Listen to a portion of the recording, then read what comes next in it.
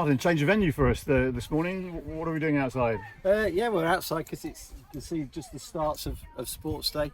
God, we've been unlucky, haven't we? We've had perfect weather for the last 6 weeks and then it's rained overnight, but we're going to go ahead anyway. We've got lots of activities inside and outside, and actually it's one of my favourite days of the year. So yeah, just starting now. It will be going on all day in various guises. Very inclusive, involves everybody, and then a little bit of elite competition towards the end with the athletics. So yeah, really good day for us.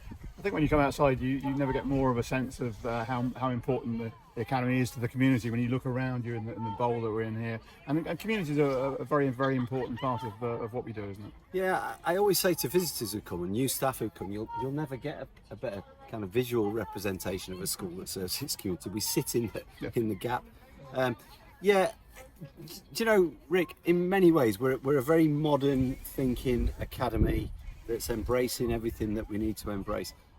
But alongside that, I desperately try and maintain this feeling of being a traditional community school, because to us, it's the community that we serve, and I choose the word carefully. So yeah, anything to do with the community, anything that brings the wider community into school is a good thing for us. We talked about traditions. One of the newer traditions of Lipson we had last week when the Year 11s finished their exams, and the community were here to take part in that as well, and some of the parents came in. Yeah, we've done the last couple of years now. We've kind of done this guard of honour where we get the younger students and all the staff out to clap the Year 11s on their last exam day. We took it up a notch this year. We brought a ice cream van on site, and we invited the parents, and it was just really lovely actually. So the students come out of the last assembly, they come through the guard of honour, and there were dozens of parents who came in to kind of celebrate that with us. So yeah, it's a good example of us trying to keep.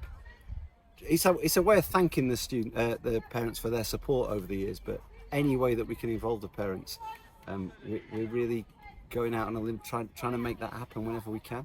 You use that word support, and it's a wonderful relationship you have with parents here, with the two-way communication. It's not just you telling them things, you listen to them, and their support is invaluable, isn't it? Yeah, and I have to remind myself of that. They're a very easy set of parents in that they're very trusting of what we do, and almost their default position is almost always to support us, whatever it is. So, but we must never take that for granted. So I'm really grateful, and I value the relationship that we have with our parent body. But I think we need to do more. So I've had a few meetings in the last couple of weeks actually. They've been quite challenging meetings with parents, but I don't mind that. I've never kind of backed away from that. I think that's important as well. We want to keep our parents with us. We want to try and communicate. We think we communicate okay, but every school says that. We need to communicate better with our parents. And I think watch this space, because I think next year we're going to find more opportunities to bring parents in a more formal way, so that I can actually gain their views on a number of things, rather than just keep telling them what we're doing. One of the things that the parents did get involved in tangentially was our Fete that we had also last week, which was a wonderful all-day event. Lots of things going on. I think somebody took part in a beat the keeper competition. Maybe you'd like to tell us how that went? Yeah, I think there was an old goalkeeper in goal who went down in instalments, I think is the cliche you'd use. Yeah, and it's a perfect chance for me to introduce Peter, who's a year student who we're really proud of. So I don't think Peter would mind me saying that he suffers with cystic fibrosis. It was his idea to do a fundraising day.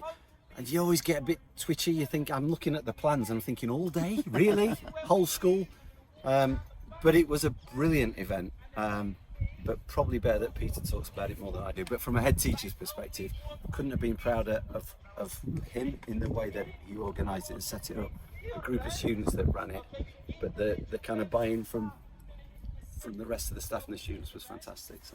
Okay then, Peter, so tell me about it. It was a nice warm summer's day and a lot going on. What was your favourite part of it? My favourite part was probably the raising of money.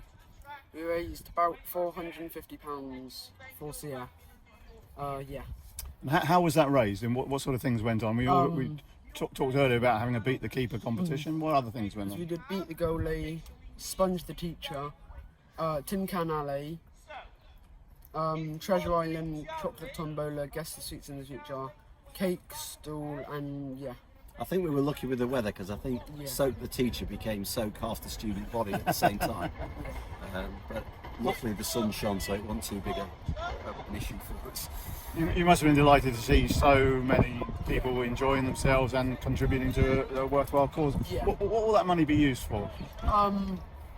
We'll donate it to CF and it will be used to investigate more medicines to help us. Jolly good. And I think everybody wore yellow, didn't they? That's part of the trust setup? Yeah. So I've done a deal with Peter. They organised it so well last week rather, that we probably get 10 or 15 requests a year to do various things. I've guaranteed Peter another day next year, but my challenge is to double the amount of money we raise. We'll set a target of £1,000 next year and come up with something really ambitious, because I'm convinced that we can put together chop off whatever they choose to do. So.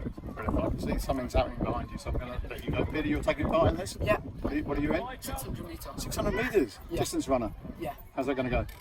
Hopefully good. Brilliant. Top two. Thank you both. Thank you. I think so.